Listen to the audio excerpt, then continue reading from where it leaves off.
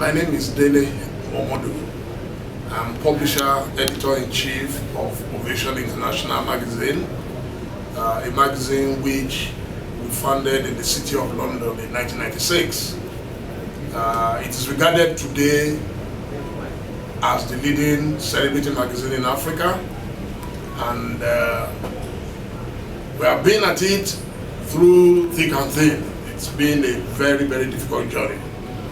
The media business is what I describe as the ultimate casino. Why do I say so?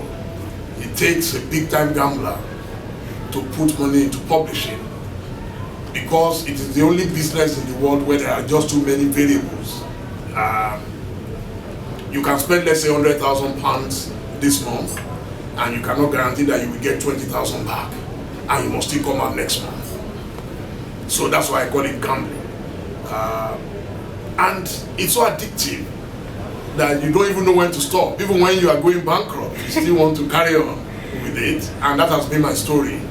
But I think we've been able to survive because I have no choice. When your life depends totally on a project, then it becomes difficult for you to pull out. So many people who started the journey with us had to pull back, they had to pull out, they had to run away. They had to search for greener pastures because they realized that only some foolish people like me will stay in a business where you cannot guarantee your daily income. Ovation mirrors the lifestyle of the rich and famous Africans, the not so famous.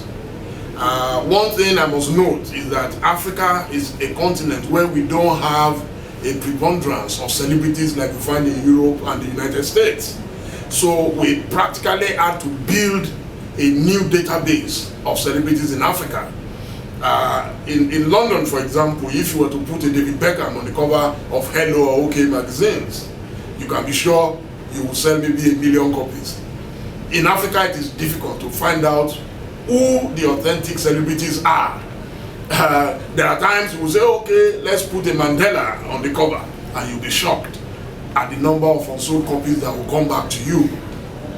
So it's pure gambling. You just have to keep doing your guesswork and hoping that this magazine or that would work. But in our own situation, I think we got our break.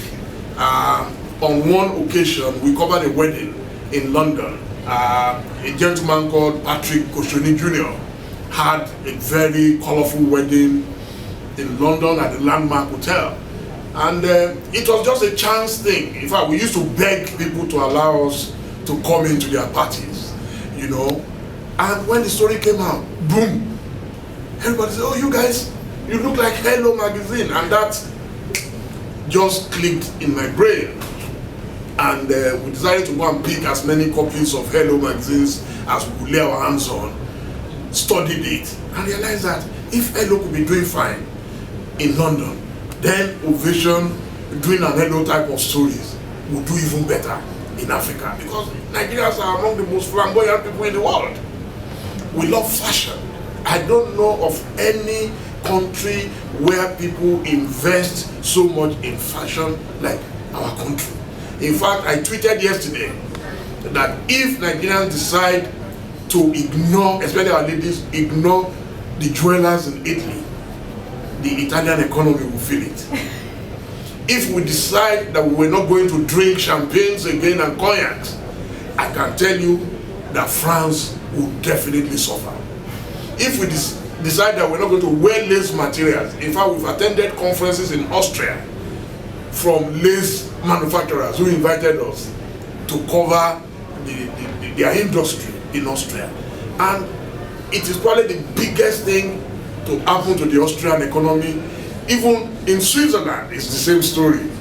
So Ovation has been able to attract that segment of our economy, which people tend to underrate. But I can assure you, it's a very big industry in Nigeria, and that is why somewhere along the line we're able to ignite the fire of publishing, especially in Nigeria. where it got to a stage where people are so addicted to Ovation International that they have to pay to be in it.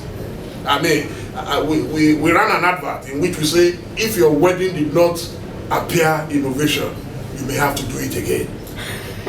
You know, because it is the only thing that will remain after your event. All the dresses, all the food, everything will perish, but Ovation will be there forever. So we're there to capture history on the run, history in a hurry. You know, without Ovation, nobody is going to see that you are wearing a beautiful wristwatch. Nobody is going to see that Ferragamo you are wearing, you know, on your legs. Nobody is going to see the jewelry. Nobody is going to see the Brazilian hair. So it has become a magazine of choice for those who know the good life. And we were able to blaze a lot of trail in celebrity reporting at the time. Later, I was the founding editor for Leaders and Company, what is known today as This Day newspaper. And it's always been the same concept, writing about newsmakers. Nothing makes news better than touching the lives of the rich and famous, the high and mighty. Then thereafter, of course, I joined the campaign organization of Chief Moshood Abiola presidential campaign in 1993. Thereafter, I was put in detention for my activities for the revalidation of the June 12th election. Thereafter, I was forced into exile by the government of General Sani Abacha, and I lived in London for 3 years. I couldn't come back to Nigeria for 3 years. I had to escape through the bush into Cotonou, from where I went to Togo, from Togo to Ghana. I mean, it was an epic journey for me. And it was while in London that the idea for Ovation came about. One day I was with my cousin, Shegun Fatoye, and he asked me, "Bros, there's no big man in London, no. If you are not careful, you are going to wash plates or even wash dead bodies. What are you planning to do now that you are forced to live in London?" And I said, I hadn't really thought about it. I said, "Okay, but you were a journalist back home in Nigeria, so why don't you try and start something?" And that was how, you know, the whole idea started. But the next thing, like the Yoruba proverb would say, money says, if he is not at home, let no man make any plans in his absence. How do I raise money for that kind of project? We did our business plan. We realized that we needed £150,000 to start small scale. If you sold my family from first generation to last generation, we couldn't come up with that kind of money. So we sold every rickety thing we could get. My uncle in Nigeria, Chief Fatoye, was able to advance us £10,000. We could not gather £20,000 in bulk out of 150. I approached my manager, my bank manager at the National Westminster Bank, and she looked at me and she said, "I've never seen your kind of person. You don't have any record of doing business in the UK. So how are we going to give you a loan? We can't give you a loan." But she could see the fire in my face. And then she said, okay, she will risk £5,000 overdraft. That was all. You will not believe it. We took a kamikaze plunge and we just went into it. My partner at that time, who was supposed to be the managing director, I was supposed to be executive director, pulled out on the eve of starting the business. Why? He said my ideas were too flamboyant. That we had just about £20,000, and here I am asking that we should go and get the poshest office in Docklands for £14,000. She thought I was out of my mind. So, but I explained to him that a man who is down fears no fall. We don't have money, we don't have money, period. But what we have, let us use it to buy an image for us. From my experience working with the Oni of Ife, one of the most powerful kings in Africa, working with Chief Moshood Abiola, who in his time was probably the richest man in town, I realized that big people don't do business with poor people. So it's about impression. So we needed to create that impression and build a brand that anybody will feel comfortable with. And that was how the idea for getting a very beautiful office came about. In fact, if you came into the office, you will not realize that we had second-class furniture. The most important thing was that the place was neat, as beautiful as where we are now. We were by the waters of Docklands in London, next to the Canary Wharf. You know, everybody and anybody was anybody visited us in that office. King Sani Ade came, Ebenezer Obey, Lagbaja, everybody came to that, and that was how we started building our celebrity base. And when the magazine came out, an average mag in Nigeria was selling for about maybe 20 naira. We started at 150. And they told us, oh, nobody is going to buy it. One lesson I learned from it is that give Nigerians good quality, they are ready to pay for it. Nigerians are very ambitious people, they are forward-looking. We tend to think, and that's why it pains me when you look at leadership in Nigeria, where people think, oh, Nigerians don't deserve more than what they are getting. The roads are not good, or they won't complain. Oh, the water is stupid. Oh, they don't mind, they won't take it like that. No, it's true. It's not true. Give them what they want, they are ready to pay for it. And that's why Nigerians travel a lot. We're among the biggest world travelers in the world because we're constantly in search of quality products. And that's what Ovation has done. Now we're 17 years old. In those 17 years, you will not believe it, we have been with the same printers for about 14 years in London. And today, the latest Ovation we just came out last week, we printed 364 pages.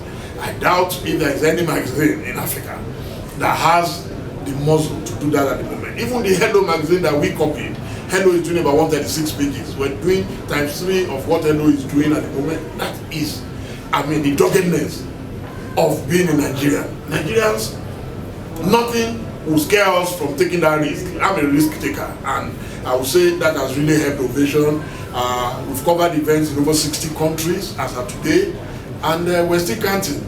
To follow the usual cliche, God is not always number one, you know. And I must say, I'm eternally grateful to Chief Monshood Abiola, who mentored me. He didn't know me from Adam, I only worked for him. And he could see my talent, and he was ready to contribute to it, to nurture it, and develop it. Of course, there is always Dr. Michael Adenuga Jr., the Globacom chairman. We met just by chance in 1991, and we've remained friends and brothers ever since. There is nothing I've done that he has not supported.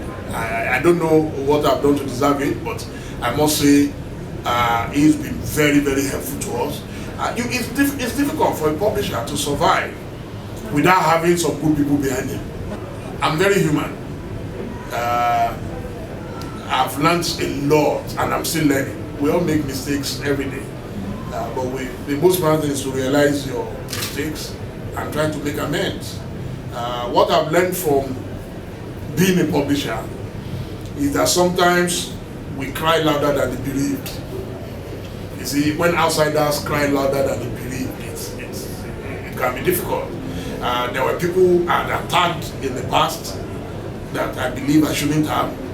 But as a young man, you're allowed your moment of anger. These days, I will be more objective in dealing with situations, in dealing with human beings, and I won't just go out as if I want to kill you. I wouldn't say I pioneered it. There were people before me who did a lot of great things. Dele Momodu, for example, was a man I'd always admired. The Riepus, the Danagbezes, when Newswatch came, they were not just doing a news magazine, but they were also dealing with who is who in the society. Because anybody who had access to the presidents, to the ministers, to the governors, definitely is dealing with the celebrities, the newsmakers.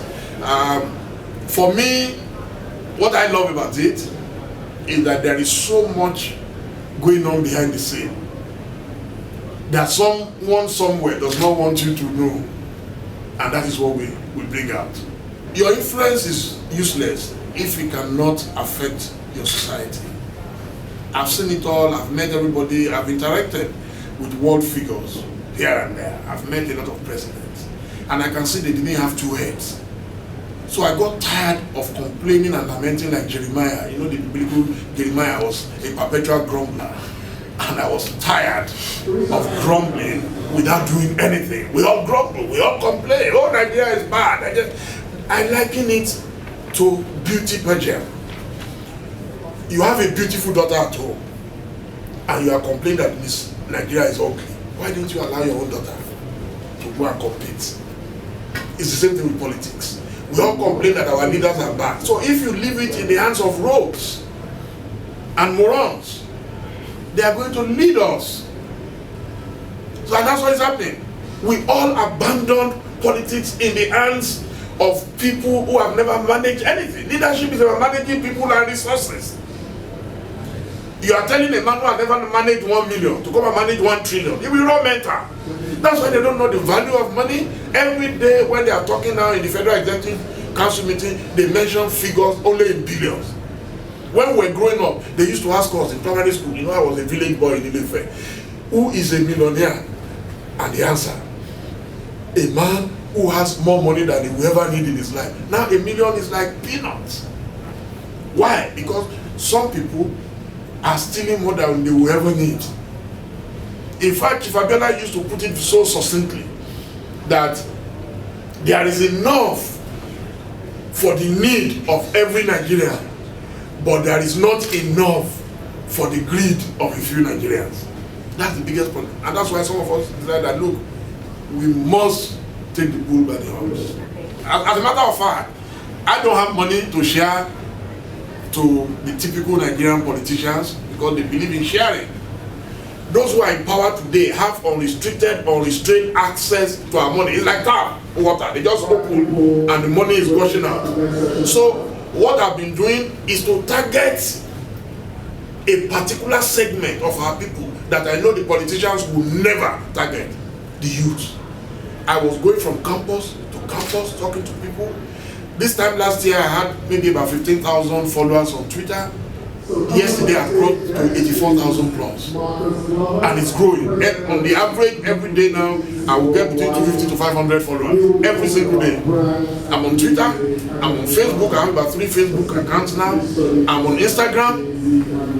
For a man who was a bushman, coming from the bush of Ilefe, I am telling you, I am tweeting and you will not believe it. Someone is responding and say, as Dele Momodu is tweeting his tweets and walking his tweets, people are responding. From Yoforogi, people are responding. From Kano, people are responding. You won't believe it. I'm going through the airport. I use the airport every week. And the security man screening me will say, oh, at Dele Momodu, and I'll look at him. And he says, oh, I'm following you on Twitter. I am telling you, we're getting there. We're not there yet, but we're getting there. To remain one of the biggest media bureaus in Africa. That's all. That's the only thing that gives me joy. I have a passion for it. I don't know what I would do without being in the media business. There's nothing more fulfilling. I don't care about people making billions. You are more influential than any billionaire on social media. Trust me. Everybody is looking for you. Everybody wants to talk to you. And very soon we'll be going also into television. So I can give you that.